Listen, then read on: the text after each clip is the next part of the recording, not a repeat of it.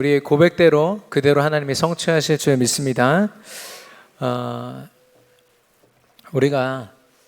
우리는 언약을 붙잡고 그 언약대로 살아가는 사람들입니다. 사실 하나님의 언약이 아니고는 우리 인생의 순간순간을 설명해낼 수 없어야 돼요. 왜냐? 모든 것이 하나님의 약속하심과 그 약속의 성취로 우리는 살아가는 존재들이거든요. 하나님 자녀라 함은 그런 삶입니다. 그래서 2019년도에 저와 여러분에게 하나님이 이미 주시고 그리고 성취하실 것이라 이미 약속하신 언약들이 있습니다. 오늘 제가 말이 너무 많았는지 그 요약본이 안 나왔습니다. 그래서 여러분이 더 집중해서 들으셔야겠는데요. 우리 전 세계 이 복음을 가진 전도자들에게 하나님이 어떤 말씀 주셨습니까? 옛틀을 깨뜨리고 새 틀을 갖추라 말씀하셨습니다. 그게 단순히 우리가 그동안 못했던 어떤 좋은 습관을 위해서 나쁜 습관을 버려라 이 정도 수준으로 들으신다면 벌써 중요한 거 다 놓친 겁니다. 하나님이 원하시는 그림이 있거든요. 하나님이 원하시는 하나님의 소원의 그림이 있습니다. 그 그림을 그리면서 그거에 맞게 옛 틀을 깨뜨리고 새 틀을 갖추고 나의 모습을 갖춰나가기를 하나님이 원하시는 거죠. 그리고 우리 교회 원단 메시지 옆에 보시면은 크게 우리 표어가 나와 있습니다. 복음에 집중하는 만큼 집중되어질 때 우리의 삶에 주어지는 응답은 전도라고 했습니다. 근데요, 그냥 어떤 전도가 아니라 24시라고 했어요. 24시면 우리 하루 종일인 거 아시죠? 우리 하루 종일 전도를 누린다. 여러분 생각해 보셨습니까? 복음에 집중함으로 전도에 24시간 내 삶을 드린 여러분 그 모습 한번 꿈꿔 보셨습니까? 그 그림을요, 말씀 속에서 여러분이 그려 나가셔야 돼요. 그 말은 여러분이 가진 직장 다 때려치고 하던 거 다 내려놓고 교회로 다 나와서 24시간 예배만 드리자는 말이 절대 아니죠. 하나님이 여러분이 가진 모든 것을 통해서 이 그리스도가 빛이 비춰지는 그리스도가 증거되어지는 그 역사를 보이겠다라고 약속하신 겁니다. 그 그림이 우리 안에 있어야 돼요.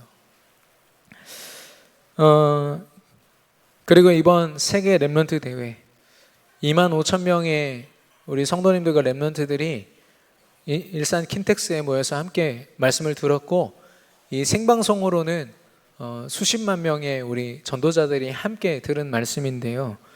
언약의 여정 24시라고 했습니다. 하나님이 주신 언약과 그 성취를 보는 것으로 24시간 매일 매 순간 모든 내 일생을 그 언약으로 살아가라 말씀하셨습니다. 그리고 우리가 다른 거에 신경 쓰지 않아도 될 만큼 이 길을, 이 언약의 여정을 걷기만 하면 하나님이 우리를 어떤 축복을 주신다고 했냐? 세상적으로 성공한 사람들, 그러나 영적으로 병들어서 멸망 가운데 있고 죽음 가운데 있는 그들에게 답을 전하도록, 우리 렘넌트들은 그 시대의 왕 앞에 섰던 것처럼 이 시대의 성공자들 앞에 서서 그리스도를 선포하게 될 거라 분명히 약속하셨습니다. 우리에게 주신 이 언약들, 굉장히 큰 흐름들만 지금 잠깐 나눴는데요. 그 흐름 속에서 결국 우리에게 주시고자 하는 응답이 무엇입니까? 하나님이 전도라는 응답입니다. 전도. 여러분 전도 부담스러우시죠? 당장 옆에 있는 사람한테 예수님 예자도 꺼내기가 참 쉽지 않은 상황인데 무슨 전도를 얘기하시냐? 그러나 그렇지 않습니다. 하나님이 저와 여러분에게 전도로 시작할 수 있는 힘과 지혜와 모든 것들 더하실 줄로 믿습니다. 오늘 우리가 본문에서 읽었잖아요. 창세기 12장 1절에서 3절. 하나님이 처음으로 가나안 땅에 대한 얘기를 하십니다. 아브라함에게 뭐라고 말씀하셨냐면요. 내가 내게 보여줄 땅으로 가라. 내가 내게 큰 민족을 이루고 내 이름을 창대하게 하리니 복이 될지라. 복의 근원이 될지라. 모든 족속이 너로 말미암아 복을 얻을 것이다. 하나님이 약속하셨어요.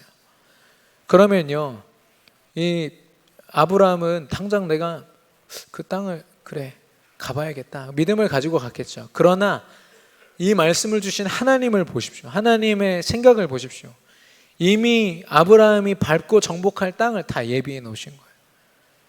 미래가 결정되어 있다면 그 모든 과정도 하나님 다 책임지시겠죠. 왜냐? 정복해야 되니까. 하나님은 이미 우리에게 처음 예수 그리스도를 허락하실 때부터, 우리에게 매주마다 말씀을 주실 때부터 이미 우리가 정복할 일주일의 삶, 우리의 모든 일생을 다 계획하신 거예요. 우리가 그 그림을 그리지 못한다면 그 세상에 하나님을 모르는 사람들처럼 하루하루 아둥바둥 살게 되겠죠. 너무나도 큰 축복을 놓치게 되는 겁니다. 그래서 이 가나안 땅, 하나님이 주신 이 언약의 땅, 아브라함에게 주신 약속인데요, 이 약속을 붙잡은 모든 사람들, 그 시대의 모든 사람들이 다 축복받고 하나님 앞에 다 쓰임받았습니다. 오늘 제목은요, 전도로 시작하라입니다. 하나님이 약속하신 전도에 대한 그런 분명한 그림, 내가 정복할 그 땅과 현장에 대한 그런 그림을 그리며 확신을 가지고 제대로 시작하라는 하나님의 말씀입니다. 오늘 전도라는 응답을 위해서 스스로 나를 제대로 점검하고 또 새롭게 시작하게 되기를 축원합니다. 그러면 전도로 시작하기 위해서 우리가 무엇을 해야 될까요? 여러분 좀 유명한 조각가들 그 조각을 보시면, 조각하는 그 과정들을 보시면 막 그렇게 많이 이렇게 스케치나 이런 배경을 그려놓지 않습니다. 그냥 그 자리에서 돌 하나를요 팍팍팍 깎아버려요. 깎고 나면 어마어마한 작품이 나옵니다. 도대체 어떻게 이렇게 합니까? 물어보니까 뭐라고 하느냐, 내 머릿속에는 이미 그 작품이 들어있습니다. 그래서 나머지 것들을 다 걷어내고 나면 그 작품이 남아있더라고요. 이 고백을 합니다. 아마추어 조각가들은 작업이 막 복잡하겠죠. 그러나 이미 다 그림을 그리고 있는 그 사람들은요 그냥 걷어내기만 하면 되는 겁니다. 우리가 전도로 시작한다는 말은 그런 의미인데요, 그러면 전도로 시작할 때 우리의 상태, 우리가 먼저 해야 될 것이 무엇인지 우리 세 가지로 함께 나누기를 원합니다. 첫 번째는요, 본론 첫 번째입니다. 각인시킬 것입니다. 우리가 우리 안에 무엇을 각인시켜야겠습니까? 바로 언약입니다. 아브라함에게 가나안 땅을 주겠다 약속하신 이후에 실제적으로 그 가나안 땅을 향한 약속을 한 번 더 주신 사건이 언제예요? 출애굽기 3장 17절에서 18절. 호렙산에서 하나님이 모세를 만납니다. 만나 주셔가지고 모세에게 말씀합니다. 내가 너희 백성을 너를 통하여 인도하여 내어 젖과 꿀이 흐르는 땅으로 가게 하겠다. 그곳에서 제사하도록, 피 제사하도록 하겠다. 그렇게 처음 약속을 주십니다. 인도하여 낸다. 이게 그냥 아무렇지도 않게 언제든 떠날 준비가 되어 있는 사람들한테는 쉬운 얘기지만 400년 동안 우상 국가에서 노예 생활했던 이스라엘 백성들에게는 절대 불가능한 얘기였어요. 근데 하나님이 출애굽을 명령하십니다. 그래서 하나님이 역사하심으로 결국엔 출애굽하게 되는데, 출애굽을 하는 가장 중요한 그 사건이 무엇입니까? 10가지 재앙도 다 중요하지만 마지막 재앙, 유월절 사건입니다. 유월절 사건은 어린 양의 피를 바른 그 집만 죽음의 사자 천사들이 넘어갔다라고 했어요. 죽음을 피할 수 있는 방법은 그 피를 바르는 것이었습니다. 다른 얘기로 해볼까요? 예수 그리스도 그 피로 말미암아 죽어 마땅한 인생이 생명을 얻게 된 겁니다. 유월절이라는 건 그 사건을 얘기하거든요. 그걸 통해서 출애굽을 한 이 이스라엘 백성들이 비록 400년 동안 노예 생활했던 그 비참한 모습이지만 그들을 통하여 하나님은 결국엔 가나안을 정복하게 하십니다. 하나님이 주신 언약입니다. 우리에게는 어떤 언약 주셨습니까? 예수가 그리스도다 언약 주셨습니다. 이 언약은요, 어떤 대통령이 제 앞에 있더라도, 어떤 아무리 성공한 어마어마한 백만장자, 억만장자가 제 앞에 있더라도 하나님 모른다면 그가 멸망의 길로 가고 있을 때 담대하게 우리는 그에게 답을 줄 수 있는 거 있죠. 그가 가진 어떤 부와 재능과 지식과 이런 모든 가치를 넘어서는 것이 바로 우리가 가진 예수 그리스도의 복음인 줄로 믿습니다. 우리의 모든 문제를 해결하셨고요. 과거, 현재, 미래가 이 복음 안에서만 보장되어 있습니다. 그리고 하나님은 이 언약을 통하여 세계 복음화를 약속하셨어요. 다른 말로 하면 전 세계가 예수가 그리스도라고 외치는 그날을 우리에게 약속하셨다니까요. 그리고 그 증거하는 일에 우리를 사용해 하시겠다고 약속하셨습니다. 제가 이렇게 가끔가다 자다 보면은 배를 내놓고 자면 배탈이 납니다. 그럼 새벽 설교를 제가 이렇게 하거든요. 근데 그 30분이요. 말씀 언약에 집중하기보다 화장실에 완전 각인돼 있어요. 왜냐? 신호가 딱 왔다면 바로 달려가야 돼요. 안 그러면 어마어마한 실수를 강단에서 하게 되지 않습니까? 제가 수요 예배 때도 한번 배탈이 났는데 그거에 서 있는 그 내내 1시간 넘는 시간 동안 화장실 생각밖에 안 했어요. 어떻게 신호가 오면 이 문을 어떻게 열고 1층으로 뛰어내려가서 화장실 문을 열고 혹시 첫 번째 칸이 잠겨 있으면 바로 옆 칸으로, 온갖 생각이 거기 다 집중되어 있는 거 있죠. 위기가 오고 어려움이 오면 우리는 쉽게 각인됩니다. 거기에요. 쉽게 우리의 24시간을 드려요. 큰 병에 걸리거나 어떤 위기가 온다, 무조건 24시간 각인됩니다. 그런데요, 하나님이 주신 그 무엇과도 바꿀 수 없는 이 언약, 예수가 그리스도라는 이 답은요, 각인시키기가 쉽지 않습니다. 왜 그런지 아세요? 각인되는 순간 끝나요. 예수님이 십자가에서 말씀하셨잖아요. 다 이루었다. 보통 말이 아닌 거죠.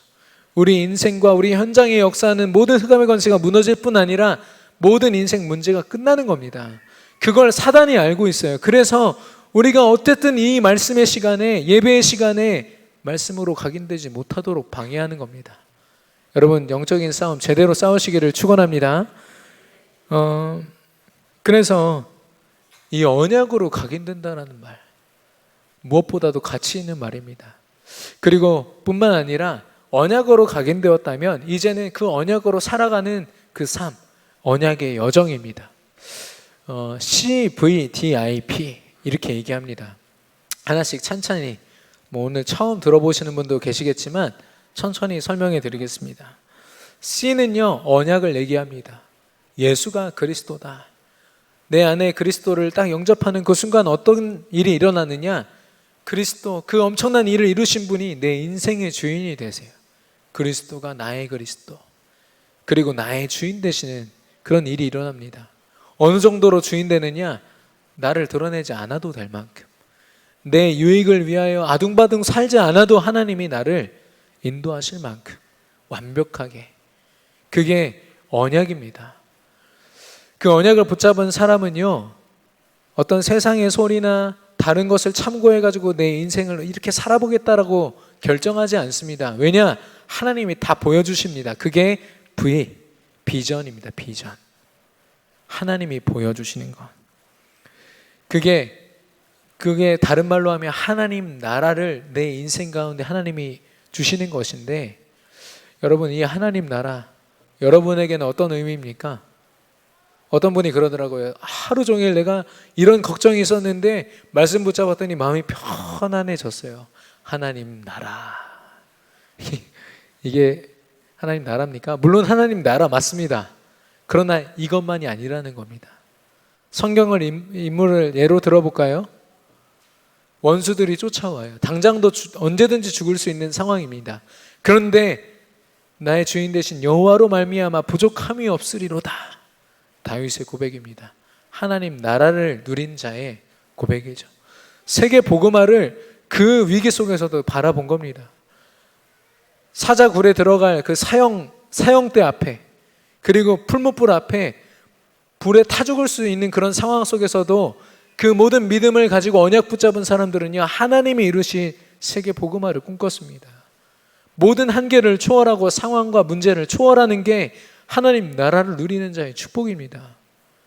여러분, 모든 문제, 위기, 상황을 하나님 나라를 누림으로 넘어서는 저와 여러분 되기를 축원합니다.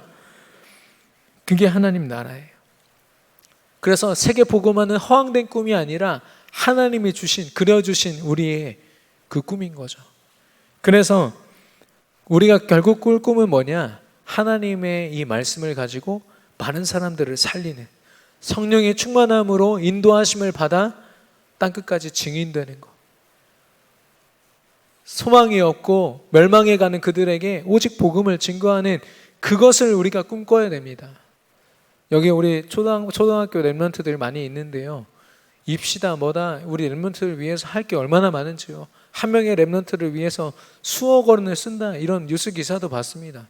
근데요, 그 어마어마한 비용을 들이면서 그들이 꿈꾸는 게 세상이 주는 꿈이라면 잘못된 시작을 하고 있는 거죠.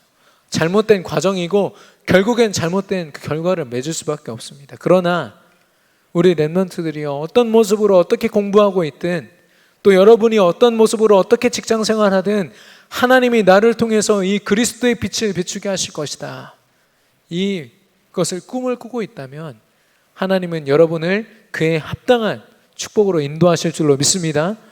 예, 문제 와도 상관없다는 말은 이걸 얘기하는 겁니다. 그래서요, 언약을 붙잡고 하나님이 보여주신 것으로 꿈을 가진 자, 그 사람들은요, 막 나의 노력으로 최선을 다해서, 이 부분도 참 중요하지만 이게 당장 중요하지 않을 만큼 중요한 게 뭐냐? 성령의 인도를 받는 것, 기도를 통하여. 바로 이미지입니다. 상상한다, 그림을 그린다, 이것인데, 그림을 그리면 실제로 그 그림이 그려지지 않습니까? 하나님이 기도를 통해서 하루하루 이루어 가시는 것들이 그 그림이 되는 겁니다. 아, 하나님이 오늘도 나와 함께 하시는구나. 아, 오늘도 하나님이 내 인생의 주인 되셨구나. 나는 이것만 따라가면 되는구나. 마지막으로 P는요, practice, 작품을 이야기합니다. 실천을 하는 거예요. 언약을 가지고 도전을 하면 하나님이 하루하루 그에 합당한 작품을 주시는데, 그게 어떤 작품이냐? 제가 지금 대학 사역을 하고 있는데, 대학 청년들이요, 하루 종일 자기 업무와 학업으로 시달리고 나서 그래도 하루 동안 이룬 그 일들을 가지고 어디로 가든지 아십니까? 술집으로 갑니다. 술집으로 가서 야, 나 오늘 진짜 수고했어 하면서 취할 때까지, 코가 삐뚤어질 때까지 마시는 거 있죠. 술을 마시지 말라 이 얘기가 아니라요, 자신의 하루의 작품을요, 이 고단함과 이 어려움과 힘든 이 시간들을요, 결국에는 술이라는 것으로 남기겠다라는 겁니다. 예. 사단이 만들어 놓은 굴레가 아닐까 싶습니다. 우리가 살아가는 하루는요, 살아가는 하루는 진짜 하나님의 언약을 붙잡고 내게 주어진 학업과 직업과 주어진 모든 업무를 감당하면서, 아, 오늘도 예수가 그리스도구나, 그리스도로 내가 오늘 승리했구나, 그 언약으로 사는 겁니다. 혹시 술을 마셔도요, 예, 술을 마실 수 있습니다. 근데 이게 다야가 아니라 그래도 그리스도 할 수 있는 저와 여러분의 믿음이 되고 여러분과 저의 인생 작품 되기를 축원합니다. 예, 그래서 그리스도로 승리하는 이 언약의 여정, 하나님께서 우리에게 보장하셨는데, 이걸 이제는 우리가 24시간 살아가야 했어요. 언약을 주시고 언약의 여정을 걷게 하셨다면 이제는 매일 매순간이 그 언약의 여정이 될 수 있도록 우리가 아침부터 저녁까지 하나님께 집중하는 겁니다. 저 여러분이 오직 그리스도로 각인되기를 축원합니다. 예. 두 번째로, 각인시키고 나서 우리가 봐야 될 것이 있어요. 복음을 각인시켜야만 제대로 볼 수 있는 것이 있어요. 바로 현장의 모습입니다. 노예로, 포로로, 속국으로 살아가는 많은 사람들이 명예를 가지고 또 자기의 어떤 직위를 가지고 경제를 가지고 실력을 가지고 성공자의 자리라고 서 있지만 그들의 깊은 영혼의 상태를 우리가 봐야겠습니다. 그들이 섬기고 있는, 그들의 주인 되어 있는 사단을 우리가 봐야겠어요. 결국엔 노예 포로 속국의 모습으로 하루하루를 그 속에서 살아가고 있는 것이죠. 그게 바로 영적 사실입니다. 복음을 가지고, 언약을 가지고만 봐야 볼 수 있는 거예요. 여러분, 인생이란 그런 중요한 단어가 있습니다. 인생. 근데 그게 헬라어 원어로는 에노시라는 단어예요. 근데 그걸 이제 동사화 시키면 어떠냐? 병들다라는 뜻입니다. 인생은 살면 살수록 병들 수밖에 없어. 인간의 존재가 그렇습니다. 사람의 생이라는 거, 사람이 살아간다는 건 자기 힘으로 할 수 없기 때문에, 자기 힘으로 그 어떤 것도 보장할 수 없기 때문에 뼈 빠지게 일을 하는 만큼 병드는 게 인생이다. 그런 의미를 담고 있는 거죠. 여러분 혹시 아르바이트 해보셨습니까? 우리 청년들, 우리 많은 분들 해보셨죠? 근데 저는 감히 제 경험상 택배 알바를 해보지 않고서는 내가 알바를 해봤다 이런 말을 하면 안 됩니다. 예, 택배 알바를 꼭 해보셔야 됩니다. 지금 하면 큰일 나시고요. 우리 청년들 한 번만 하면 인생의 그 쓴맛을 짧은 시간 동안 깨달을 수 있는, 전에도 한번 말씀드렸지만 제가 택배 알바를 하는데 그때 잘못 걸려가지고 그 명절 특수에, 처음이자 마지막으로 한 그때 명절 특수에 한진택배 와, 거기에 저보다 한 키가 3배 큰 트럭들이요, 그 좁은 마당에 5대가 다 서 있고요. 그걸 감당하는 사람이 15명밖에 없어요. 이거를 5시간 동안 다 상하차를 하고 작업을 해야 됩니다. 내리는 것 자체가 이제 고난의 시작입니다. 근데 제가 운동해가지고 덩치가 좀 좋았거든요. 더 좋았거든요. 그러니까 제일 빡센 데 앞에 딱 세워놨어요. 문이 빡 열리는데요, 빛이 딱 비치면서 냉장고 3대가 다 서 있는 거 있죠. 근데 중요한 건 냉장고 3대가 다 제 거예요. 냉장고를 어떻게 옮길까 궁금하시면 이따가 3층에 올라오시면 제가 몸소 시범을 좀 보여드리겠습니다. 저보다 훨씬 무거운 것들을 들을 수 있는 힘이 저에게 있다는 걸 그날 처음 알았어요. 근데 처음 거를 제가 어떤 열정을 가지고 그래 한번 해보자 해서 했는데 되더라고요. 진짜 젠걸음으로 겨우겨우 옮겼습니다. 두 번째 걸 옮길 때 허리가 삐끗했어요. 뚝 소리가 나는데 감당할 수 없는 아픔이 이렇게 오는 거 있죠. 그때부터는 그냥 죽을 맛이었습니다. 겨우겨우 맞췄어요. 새벽 2시부터 해서 아침 7시까지 딱 맞추고 나니까 제 손에 5만 원 딱 들어져요. 이걸로 하고 싶은 게 너무 많았거든요. 근데 중요한 건 집에 가서도 잠이 안 와요. 허리가 너무 아파서. 병원에 갔더니 물리치료 받으래요. 8만 원. 3만 원 마이너스 됐습니다. 안 했으면 깎아지지는 않았을 텐데, 본전이라도 뽑을 텐데 이 마이너스 3만 원 나온 거 있죠. 저는 그때 알았습니다. 인생이 이런 거구나. 내가 계획해 놓은 거 다 무산되더라고요. 벌면 뭐합니까? 나가는 게 더 많으면 버는 게 아무 소용이 없는 거예요. 여러분 혹시 벌기 위해서 살아가십니까? 그렇다면 굉장히 중요한 걸 놓치고 있는 겁니다. 현장에 그렇게 살아가고 있다라는 겁니다. 자기 힘으로 아둥바둥. 근데 왜 그렇게 살 수밖에 없느냐? 근본 문제 때문이에요. 근본 문제 때문에. 창세기 3장 1절에서 6절을 보면 아담과 하와가 어떻게 속습니까? 사단에게 속습니다. 어떻게 속습니까? 너 하나님처럼 될 수 있어. 네 인생 네 거야. 하나님 거 아니야. 너 하나님 의지하지 않아도 네 인생 네 맘대로 선택하면서 잘 살 수 있어 라고 얘기합니다. 그 말에 속아가지고 선악과 따먹고 하나님 말씀에 불순종하거든요. 그래서 하나님과 이제는 더 이상 함께할 수 없는 존재가 되어버립니다. 그게 모든 인류의 불행의 시작이에요. 그걸 벗어나야만 드디어 행복이라는 걸 얘기할 수 있는 겁니다. 여러분 샬롬이란 단어 아시죠? 샬롬. 이스라엘에서는 전쟁이 하도 많으니까 만나는 사람마다 평강. 우리나라에서는 뭐라고 인사합니까? 밥 먹었냐? 하도 많이 굶어가지고 밥 먹었어? 이게 우리나라 인사라면, 하도 많은 전쟁을 겪은 이스라엘은요 샬롬이라고 인사를 합니다. 평강. 근데 그 평강이라는 단어를 또 동사화시키면 어떻게 되느냐? 연합하다라는 뜻이 있습니다. 그냥 평강하다고 해서 평강한 게 절대 아니죠. 하나님과 연합되어야만 그게 평강인 거예요. 하나님과 함께 해야만 그게 참된 평화고 평강인 겁니다. 그 인사를 하고 있는 거예요. 근본 문제를 통해서 하나님을 떠난 인류에게는요, 그 어떤 것도 행복이 될 수 없고 평안이 될 수 없습니다. 불행이고 저주고 재앙이 될 뿐이죠. 근본 문제에서부터 시작된 12가지 문제를 우리 잠시 나누기를 원하는데, 12가지 문제, 인생의 모습이 어떻습니까? 나를 위해서 살아요. 내 유익과 내가 가진 것, 나를 판단하는 모든 기준들이요, 나뿐밖에 없습니다. 그리고 그런 나를 판단하는 가장 중요한 부분이 뭐냐? 얼마나 가졌느냐? 눈에 보이는 물질에 집착되어 있고 중독되어 있습니다. 그리고 세상이 말하는 어떤 성공의 모습, 성공이 뭐냐라고 하면은 뚜렷하게 말할 수 있는 사람이 아무도 없어요. 근데도 뭔가 모르는 그 성공, 그걸 향해서 막 달려가는 거예요. 최선을 향해서 달려가고 열심히 달려가는데 왜 자살합니까?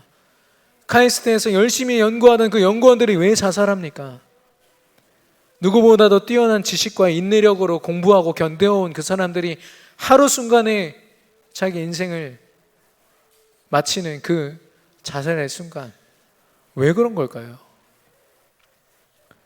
바로 하나님이 주시는 그런 목표가 아니기 때문에, 그 인생의 모습이요, 나 중심, 물질 중심, 성공 중심. 그들이 왜 불행하다고 얘기하느냐? 바로 그 주인이 사단이기 때문에. 아무리 벗어나려고 나름대로 난리를 치고 해도 소용이 없는 것이 바로 그 배경입니다. 사단이 주인되어 있고, 그 사단은요, 하나님을 만나야 되지만 행복한 이 인간, 뭔가를 의지해야 되는 이 인간을, 그 속성을 잘 알기 때문에 우상을 계속 줍니다. 보이는 우상, 일본에는 800만 우상이 있어요. 자기가 지금 누굴 섬기는지도 모르고 수많은 신들을 섬기고 있는 나라가 바로 일본입니다. 뿐만 아니라 보이지 않는 경제의 우상, 지식의 우상, 명예의 우상, 성공의 우상, 그거 따라서 자기가 어디로 지금 달려가고 있는지도 모를 만큼 우상에 빠져서 살도록 만듭니다. 행복하겠습니까? 절대 행복할 수 없습니다.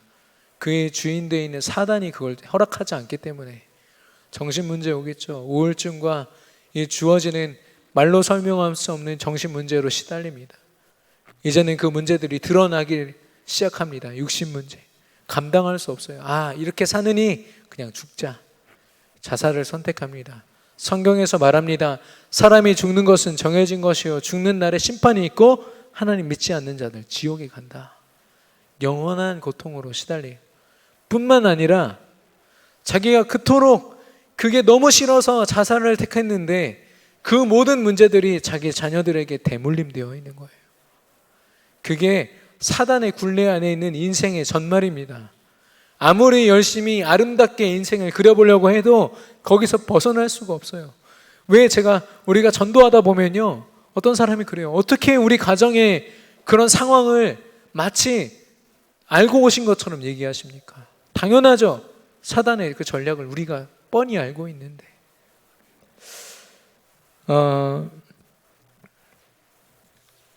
근데요, 세상은요, 그들에게 답을 주기는커녕 뭐를 조장하느냐? 무속의 문화입니다. 많은 국회의원들이요, 옆에 무속인들 다 끼고 있어요. 연예인들이요, 자기 미래, 자기가 어떻게 성공할지 무속인들한테 가서 귀신한테 물어봅니다. 온전한 답을 줄 수 있을까요? 그게 참된 성공일까요? 절대 아니라는 거죠. 거짓 선지자들을 통해서 여러 가지 종교를 동원해서 귀신은요, 자기 앞으로 인도하도록 만듭니다. 오직 예수 그리스도 외에는 다른 이름을 주신 적이 없다라고 얘기하는데 수많은 이름들이 있는 거 있죠. 오직 그리스도 외에 다른 길이 없는 줄로 믿습니다.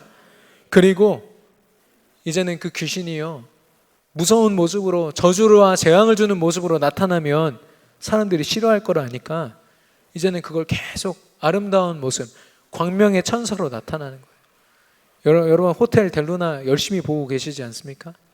아이유가 나와서 막 이렇게 연기한다고 하는데 저는 보지는 않았습니다만 내용을 보니까 예, 이 땅에 원혼을 가진 이 홀령들이 떠돌다가 묵어갈 수 있는 호텔 이름이 바로 델루나입니다. 그 호텔을 운영하는 귀신이 아이유입니다. 거기서 원한을 해결받고 극락으로 간다는 그런, 죄송합니다, 약간 거지 같은 그런 내용으로 드라마가 쓰여졌는데, 들으면 들을수록 화가 나는 거 있죠. 아이들이 보고 있는 신비 아파트 한 번만 보시라니까요. 얼마나 심각한지. 귀신이 사람이 죽어서 된 겁니까? 사람은 죽으면 심판받고 지옥 아니면 천국 간다니까요. 그럼 그 귀신은 뭡니까? 할아버지 귀신으로, 아버지 귀신으로 나타나서 말한다는 그 존재는 뭡니까? 사단이라는 거죠. 사단의 졸개, 귀신들이라는 거죠. 인간을 죽음으로 몰아가고 멸망으로 몰아가는 존재, 귀신이라는 겁니다.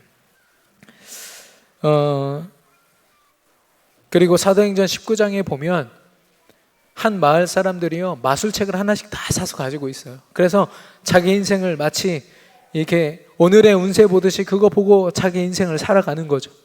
그게 문화가 돼 있어요. 그 책 없으면 바보예요. 그 책 따라가지 않으면은 유행에 뒤처진 사람들이에요. 대세에서 빠져있는 그런 불쌍한 사람들이 돼버립니다. 문화가 그렇습니다. 귀신의 문화를 따라가지 않으면 뒤처지게 느껴지고 뭔가 부족하게 느껴지고 미련하게 느껴지고, 거기서 그리스도를 외친다, 오직 그리스도 외치면 외칠수록 독선적이다, 바보다, 미련하다 얘기합니다. 그게 문화예요. 우리가 살아가는 문화입니다. 우리는 그 문화를 그리스도 이름으로 이겨낼 힘이 있지만 불신자들은 그 안에서 죽도록 고생해도 그 굴레에서 벗어날 수 없다니까요. 여러분, 12가지 문제는 이렇게 처참하고 비참한 겁니다. 그걸 하나님의 마음을 가지고 보는 저와 여러분이 되기를 축원합니다. 그래서 출산율이 요즘에 0.98명이래요. 그 말은 뭐냐? 누가 한 쌍이 결혼하면 그 집안에서 한 명이 날 것을 기대할 수 없는 거예요. 못 낳을 확률이 있다라는 거죠. 예, 낳지 않을 확률이 있다는, 그만큼 아기를 안 낳아요. 그래서 제가 막 욕을 했어요. 이 나라는 도대체 정책을 어떻게 하길래 젊은이들이 임신할 수도 없고 출산할 수도 없는 환경을 만들었냐, 막 욕을 하다가 가만히 생각해 보니까 이 12가지 문제를 고스란히 가진 막 영적 문제 가득한 사람들이 계속 생겨난다고 해보십시오. 인구가 늘어나면 우리 할 일 너무나도 많아지지 않습니까? 그래서 생각 바꿨어요. 참고로 우리 교회 이 출산율은 한 가정에 2.5명입니다. 2.5명. 한 집에 2명 이상을 낳는다는 거죠. 예, 하나님의 언약으로 하나님이 그렇게 그 일을 하게 하셨어요. 그래서 이 문제를 가진 많은 사람들이 낳기보다 정말 언약 가진 우리 렘넌트들이 낳으면 끝나겠구나. 하나님이 그렇게 우리 후대들을 사용하실 줄로 믿습니다. 이 시대의 문제를 해결하는 자로, 이 시대에 성공했지만 성공하지 못한, 성공했지만 절대 행복할 수 없는 그들 앞에 우리 렘넌트들과 저와 여러분을 하나님이 세우실 줄로 믿습니다. 이 문제들을 우리가 세상을 바라보는데, 그러면 우리 자신은 어떻게 보면 좋을까요? 각인 뿌리 체질로 보면 됩니다. 이미 사단이 우리 안에 시스템 만들어 놓은 것이 있어요. 하나님 앞에 기도하기도 전에 확 내가 나서서 하는 것들이 있습니다. 내 인생 경험이랍시고 내가 뭐 해봤다고 자신감 있게 하는 거죠. 그걸 누가 보장합니까? 하나님이 원하시는 겁니까? 하나님은 우리가 어떤 상황에서도 가장 먼저 엎드려서 하나님 앞에 모든 것을 여쭙고 그 답을 얻기를 원하십니다. 우리 각인뿌리 체질이 세상에 근거를 둔 각인뿌리 체질이 아니라 오직 그리스도로 각인뿌리 체질 되기를 축원합니다. 그걸 확인하는 겁니다. 그래서 이 사람들 보니까 어떤 사람은 막 자기 인생을 어떻게 좀 해보려고 온 몸에 부적으로 치장을 하고, 또 분기마다 명절마다 제사를 드리고 구슬하고 점을 치고, 또 하나님이 아닌 것들에 집착되고 중독돼서 살아가는 사람들 보거든요. 근데요, 어떤 목사님이 그러더라고요.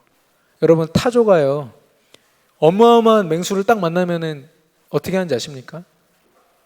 사실 도망가면 승산이 있습니다. 타조 굉장히 빠르거든요. 근데 겁을 확 먹으면 땅에 고개를 팍 쳐박습니다. 중요한 건 고개만 머리만 들어갑니다. 그 몸통이 드러난 상태죠. 고스란히 잡아먹히는 겁니다. 불신자들이 최선을 다해서 자기 인생을 두고 도전하는 모든 시간은 타조가 머리를 쳐박는 것과 같다. 근본적인 해결이 아니라는 겁니다. 그 현장을 하나님의 탄식의 눈으로, 안타까움의 그 긍휼의 눈으로 보는 저와 여러분이 되기를 축원합니다. 우리가 각인시켰어요, 언약을요.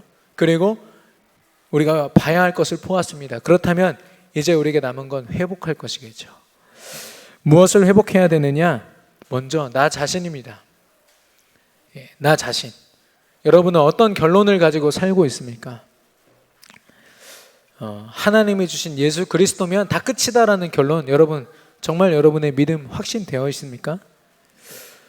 우리 대학생들은 한 2, 3주 전에 그 수강 신청이라는 걸 해요. 그래서 자기가 듣고 싶은 과목들을 가지고 일주일의 스케줄을 딱 짜는 겁니다.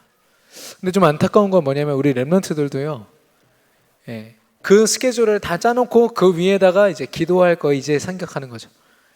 이제 좀 교회 한번 가보고, 이때 좀 기도 좀 해볼까? 많은 랩런트들이 사실 그 순서를 놓치고 있어요. 먼저 뭘 해야 되느냐? 언약 앞에 나를 세울 수 있는 스케줄을 먼저 확정되어 있어야 돼요.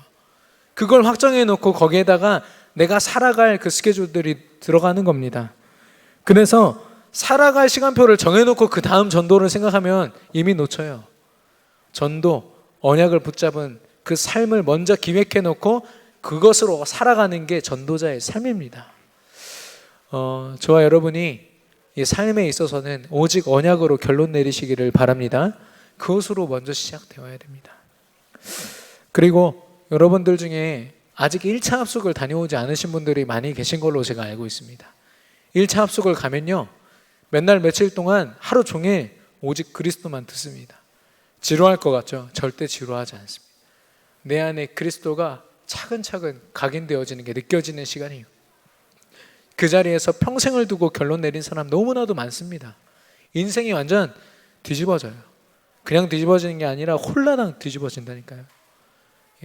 그 일을 위해서 여러분 혹시 다녀오지 않으신 분들은 교역자들에게 문의해 주십시오.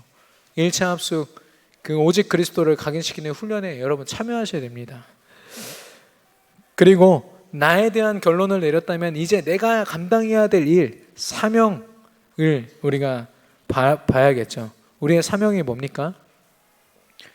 아까 말씀드린 12가지 문제, 그 세상의 굴레 속에 죽어가는 영혼들을 살리는 겁니다. 그리스도 이름 외에는 구원을 받을 만한 이름이 없다라고 했거든요.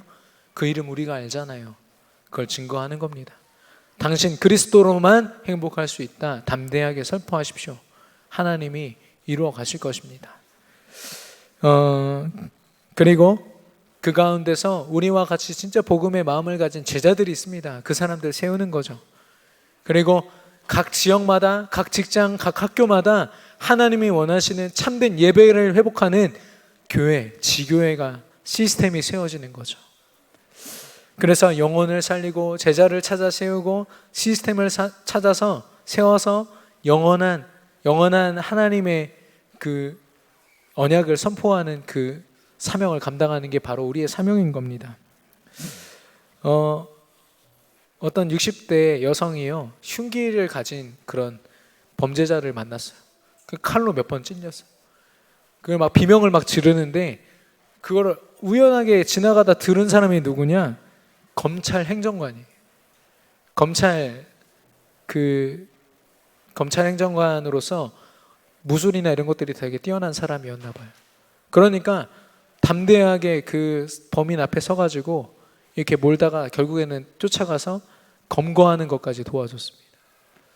그래서 그 60대 여성이 뭐라고 인터뷰했냐면, 제 비명 소리를 들은 사람이 바로 그 사람이어서 검찰 행정관이었기 때문에 제가 산 것 같습니다. 너무 감사합니다. 이 얘기를 하거든요. 저와 여러분이 만나는 모든 사람들이 저와 여러분 앞에 이런 고백을 하게 되기를 축원합니다. 내가 인생에 이제 더 이상 삶의 의미가 없어서 죽음을 생각하고 있는 그때에 하나님이 만나게 하신 사람이 바로 당신이어서 내가 살았습니다. 내가 너무 감사합니다.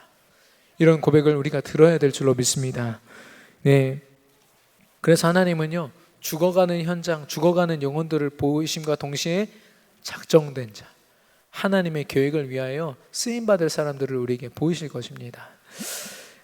이렇게 우리가 사명을 감당하고 이 사명을 가진 사람들에게 하나님은요, 본격적으로 전도자의 삶을 허락하십니다. 전도자의 삶, 여러분 딱 하면은 사모늘 기도수첩 빽빽하게 써가지고 카카오톡에 올리자, 이거 생각하십니까?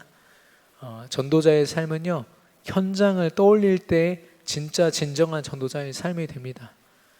내가 살려야 될 현장, 내 직장 현장이 마음에 품어지지 않는 상태로 사모를 한다, 그러면 안고 없는 찐빵과 같은 거죠. 맛은 있지만 뭔가 좀 부족한 전도 현장, 하나님이 내게 주신 만남들 다 생각하면서 그들이 가진 영적 문제 하나님이 나를 통해 살리게 하시겠구나, 그러면서 하는 사모늘, 그러면서 하는 기도수첩, 얼마나 힘 있는 기도수첩, 그런 사모늘이 되는지 모릅니다. 그래서 현장을 품는 전도자의 삶이 어디까지 미쳐야 되느냐? 첫 번째는 우리의 직장 현장입니다. 여러분 직장 현장에서 일하시면서 어떤 목표를 두고 계세요? 어떤 꿈을 꾸십니까? 내가 여기서 업무를 잘 처리해서 여기서 지위도 좀 얻은 다음에 경제력으로 우리 후대를 잘 키워보자, 잘 먹고 잘 살아보자. 물론 여기에는 아무도 그런 분이 없으리라 저는 확신하지만, 혹시나 그런 생각이 있다, 크게 인생의 방향을 잘못 잡은 겁니다. 불신자와 똑같은 삶을 하나님이 한 번도 우리에게 허락하신 적이 없어요. 우리는요, 그 모든 것을 통해서 이 직장을 내가 살려야겠다, 이 직장에 저 돈에 매여 있고 명예에 매여 있는 성공자들을 나를 통해서 하나님이 살리라고 말씀하시는구나. 저와 여러분의 직장이 하나님의 전도 계획이 성취되어지는 직장이 되기를 바랍니다. 그리고 우리 후대들, 여기 우리 초등학생들 와 있는데, 렘넌트들 와 있는데 얼마나 귀합니까? 근데 그들을 두고요, 삶을 기획을 할 때요, 미래를 두고 입시학원도 다니고 입시 계획도 듣습니다. 그런 심리 테스트 같은 것도 다 받아요. 왜냐? 성공해야 되니까. 결국엔 돈 잘 벌고 성공해야 되니까. 근데 중요한 건 렘넌트들도 그렇고 부모님도 그렇고 관과할 때가 있어요. 세계 복음화의 그림을 그리지 못할 때가 있습니다. 우리 아이가 진짜 성공자로 서서 하나님의 나라를 이루고 그리스도의 빛을 비추는 그걸 생각하면서 기뻐할 수 있다면, 하나님은 굳이 미래가 어떻게 될까를 고민하지 않아도 그 렘넌트를 책임지시고 그 미래를 보장하실 줄로 믿습니다. 그래서요, 우리는요, 우리 렘넌트들, 특별히 우리 초등부 교사 선생님들, 또 우리 중고등부 교사 선생님들, 또 대학부는 저에게 맡기셨지만, 그 대학 현장, 학교 모든 현장 안에서 못하면은 그 입구에서라도 우리 렘넌트를 위한 시스템들이 있어야 됩니다. 기도의 시스템, 말씀이 계속 선포돼서 렘넌트들이 학교에 있는 모든 시간 동안 하나님이 내게 이 현장 맡기셨어. 공부도 안 하고 전도하란 말 절대 아닌 거 여러분 아시죠? 세계복음화를 꿈꾸면서 공부하는 것과 세상이 말하는 성공을 꿈꾸면서 공부하는 건 질이 다릅니다. 방향이 다르고요, 결과가 다릅니다. 그리고 세 번째로 제가 일부 예배 때 넣지 못했던 부분인데, 교회입니다. 우리 교회에서 여러분이 청소에서부터 식당과 또 주어진 각 그 국의 일들까지 여러분이 많은 일들을 헌신하고 계세요. 근데 그 헌신의 그림이 어디로 그려져야 되느냐? 내가 헌신했으니까 하나님 복 주시겠지. 많은 기독교인들이 이것 때문에 속습니다. 우리가 하는 모든 헌신은요, 하나님의 세계복음화를 위해서 드려지는 줄로 믿습니다. 어제 토요일마다 이렇게 청소해 주시잖아요. 저는 그 시간을 통해서 온전한 예배를 드리는 모습, 그리고 우리 모든 교회 성도님들, 렘넌트들이 세계복음화하는 모습을 잠깐이지만 그림을 그려봅니다. 그러고서 수고하셨습니다. 보통 수고가 아닌 거죠. 절대 헛된 아주 작은 일, 큰 일 이런 건 될 이유가 없는 겁니다. 그리고 우리의 가정과 가문을 봐야겠죠. 혹시 대물림은 없는지, 영적인 문제는 없는지, 사단이 어떤 걸 통로로 삼았는지 여러분 꼭 언약을 가지고 확인하셔야 됩니다. 그리고 그 일에 나를 주역으로 세우셨다라는 것. 그리고 그렇게 우리 주변부터 돌보는 우리의 삶을 통해서 하나님은요, 이 대전, 용문동, 대전, 그리고 중부권, 우리나라, 민족, 전 세계 237개국 하나님이 저와 여러분을 통해서 분명히 복음화의 축복을 허락하실 줄로 믿습니다. 이 믿음, 저와 여러분이 꼭 우리 마음속에 또 우리 생각 속에 그림을 그리면서 믿음으로 살아가야겠습니다. 결론입니다. 결론적으로 그러면 당장 전도로 시작해야 된다는데 우리가 무엇부터 해야 될까요? 거창한 것들이 있겠지만 그걸로 시작하면 여러분 한 3일 안에 끝납니다. 더 못합니다. 우리 체질상. 그래서 기본부터 해야 돼요. 기본부터. 첫 번째, 공예배입니다. 주일 예배는 말할 것도 없죠. 주일 예배 드리시고 그 예배 가운데 정말 언약 속에 세계 복음화를 꿈꾸시기를 바라고요. 수요 예배, 금요 기도회, 여러분의 형편에 따라서 억지로 나와란 말이 아닙니다. 여러분이 감당하고 있는 업과 그 한계를 여러분 하나님 말씀 앞에 서셔서 내가 이 예배는 정말 결단하고 드리겠다, 이런 결단이 필요한 거 있죠. 우리 중직자분들은 특히나 그 결단이여 곧 여러분이 갖게 될 축복과 직결되어 있습니다. 그리고 그 예배를 내 삶 속에 지속하겠다라는 결단, 사모늘입니다. 기도수첩으로 하루를 시작한 사람, 하나님이 그 하루를요 언약으로 붙드시고 보장하십니다. 내가 행복하려고 바둥바둥 사는 게 절대 아닙니다. 하나님이 주신 행복으로 사는 것입니다. 그래서 24시 예배에 도전하라, 이게 첫 번째고요. 두 번째는 우리가 기도를 해야겠는데 어떻게 기도하느냐? 새벽 기도를 회복하십시오. 여러분의 시작, 첫 고백을요, 일어났다 피곤해 늦었다가 아니라 하나님 오직 그리스도 되게 하여 주옵소서, 이 기도로 하루를 시작하고 정식기도 3번, 우리 인생에 우리 하루에 주어지는 그 시간 중에 3번을 정확하게 시간과 장소를 정해놓고 기도하는 겁니다. 그 말은 뭐냐? 내가 얼만큼 하나님께 내 인생을 집중하고 있느냐, 이걸 확인하는 겁니다. 진짜 집중하는 사람들은요, 아무리 친한 친구가 와서 야 뭐 좀 하자 해도 미안해, 내가 이 시간은 좀 다른 거 해야 될 게 있어, 그래서 조용히 기도합니다. 그 시간을 하나님이 그냥 두시겠습니까? 그리고 무시기도입니다. 끊임없이 내 생각과 마음을 파고드는 사단의 생각을 이기려면 24시간 하나님의 말씀이 집중되어져야 된다는 거죠. 생각되어져야 된다는 거죠. 그 말은 여러분이 하신 직장 다 때려치고 교회 나와서 24시간 기도하고 예배드리자는 말이 절대 아닙니다. 여러분의 삶을 통해서 하나님이 어떻게 역사하시는지를 보자는 거죠. 세 번째로 전도입니다. 여러분에게 허락하신 대상자와 대상 현장이 있습니다. 그 현장을 여러분이 아니고서는 기도할 수가 없어요. 그 현장에 있는 사람들 한 명 한 명의 모습과 그들의 삶의 모습과 이름, 여러분이 아니면 모른다니까요. 그래서 하나님이 맡기신 겁니다. 그래서 그 대상자를, 전도 대상자를 넣고 5명이든 10명이든 적어놓고 기도하는 그 시간 하나님이 들으시고 그 사람을 향한 계획도 하나님 보이시거든요. 그리고 기도하고 결국에는 그 앞에 캠프하는 겁니다. 캠프라는 건 뭐냐? 전도하게 된다는 거죠. 그 사람 앞에서 그리스도의 빛을 비추는 날이 있다라는 겁니다. 저희 외할아버지가 지금은 천국에 가셨지만, 그렇게 제가 어렸을 때부터 우리 담임 목사님이 명절 때마다 무릎 꿇고 울면서 하나님 믿으셔야 됩니다, 아무리 얘기해도 알아듣질 못하세요. 군인 출신이셔가지고 대령 제대하셨거든요. 얼마나 올곧으신 분인지, 삶을 한 번도 삐뚤어지게 살아보신 적이 없는 것 같아요. 제가 옆에서 보니까 시간 정확합니다. 시간을 낭비하지 않으시는 분이에요. 그 올곧은 것을 가지고 하나님을 계속 부인하시는 거 있죠.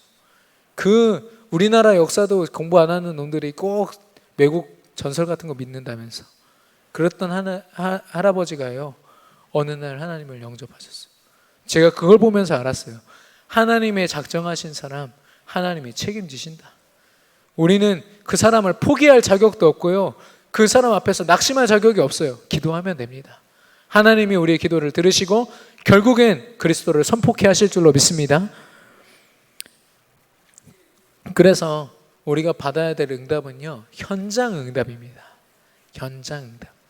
현장에서 우리가 전도자의 삶을 통하여 하나님이 허락하시는 것, 현장 응답을 바라보며 하나님이 하실 것을 꿈꾸며 전도로 제대로 시작하는 저와 여러분이 되기를 축원합니다. 기도하겠습니다. 하나님 아버지 감사합니다. 하나님께서 우리에게 예수 그리스도 그 언약을 허락하실 때 그 언약 속에 세계 복음화의 모든 꿈과 계획이 다 있는 줄로 믿습니다. 그 계획의 성취가, 그 언약의 성취가 우리의 믿음 가운데 있사오니 이제는 그 믿음을 가지고 살아갈 수 있도록 전도자의 삶을 허락하여 주시옵소서. 하나님이 그려주시는 그 미래와 복음화된 그 현장을 꿈꾸며 전도자의 삶을 살아갈 수 있도록 성령으로 역사하여 주시옵소서. 우리의 삶의 주관자 되시며 우리에게 허락하신 언약을 낱낱이 이루어 가시는 사랑이 많으신 예수 그리스도 이름으로 기도드렸습니다. 아멘.